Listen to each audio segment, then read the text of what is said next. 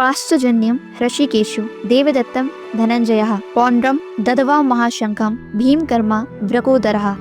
अर्थात श्री कृष्ण महाराज ने पाश्चजन्य नामक, अर्जुन ने देवदत्त नामक और भयानक कर्म वाले भीमसेन ने पौंड्र नामक महाशंख बजाया। प्रश्न, भगवान के ऋषिकेश नाम का क्या भाव है और उनको पाश्चजन्य शंख किससे मिला था?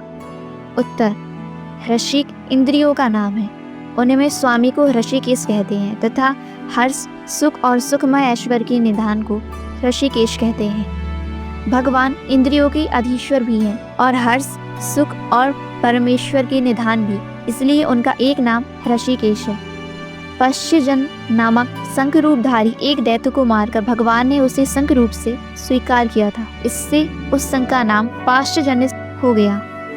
प्रश्न, अर्जुन का धनंजय नाम क्यों पड़ा और उन्हें देवदत्त शंख कहाँ से प्राप्त हुआ? उत्तर, राजसूय यज्ञ के समय अर्जुन बहुत से राजाओं को जीतकर अपार धन लाए थे। इस कारण उनका एक नाम धनंजय हो गया और देवदत्त नामक शंख इनको निवात कवच आदि दैत्यों के साथ युद्ध करने के समय इंद्र ने दिया था।